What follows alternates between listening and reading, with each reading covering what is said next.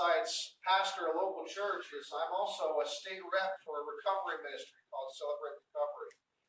And God has expanded my ministry even beyond the borders of Vermont. Now I have northern New York and New Hampshire, Massachusetts. I'm called there. I haven't been called there. It's getting to be real work now, but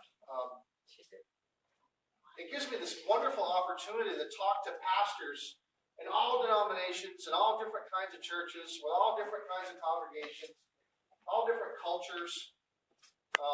And so I use those opportunities to learn, because they have information that I can deploy here in my own church and make this a better experience, and even more importantly, a better place where we can raise disciples for Jesus. Salvation is really only one step in the process, and I think churches are far better served to remember that salvation should be the beginning of a lifelong process, and not just the thing that we do. So anyway, I talked to these other pastors quite a bit. I asked them everything they're willing to answer, I asked. So I asked them about their finances. I asked them about how they run their boards, about what their business meetings are like, what their week-to-week services might be like, how they deal with young people and infants, and all. I asked them anything they'll answer, I asked. As you know, I'm also a leadership development guy. I love developing people.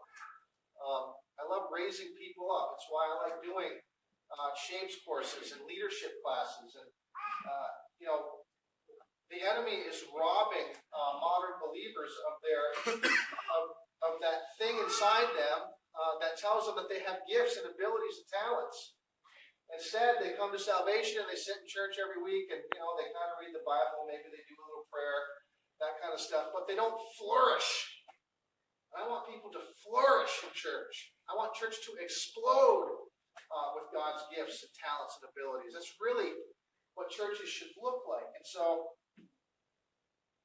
one of the questions I ask is, in many different ways, is basically, what is the biggest hurdle that you have in your church nowadays? What is the biggest mountain you have to climb? And the answer comes back in many different ways, depending on how I ask the question, but it's always the same answer. And that is, my people believe, I have people around me who want to serve, I have people around me who want to be plugged into a church, but they're not on fire. They don't have that passion. They're not serving unto the Lord. They're just serving unto the church. They're just serving unto the pastor. And that's a dangerous thing for a pastor, by the way. You've heard me say it before, and I will say it again. Do not follow me.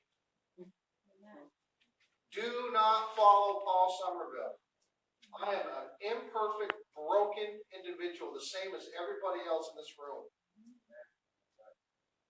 I have very, very little to offer you compared to what Jesus Christ has to offer you. I am nothing short of my Savior. Nothing. Okay? Don't follow me. Follow Jesus. And so, I talk to these pastors about what our greatest need is. And when we have long conversations, we're able to have coffee, it always rotates back around, to the basics. To the basics. When you ask someone to join any particular effort in a church or a ministry, a lot of times you get a stock answer. I know everyone here is the exception to this rule. Please don't be insulted. Well, Pastor, I have all these other things going on in my life. Pastor, I'm very, very busy. We've got kids and soccer and basketball and, family time. Got all these things going on. It's difficult to find any time for the effort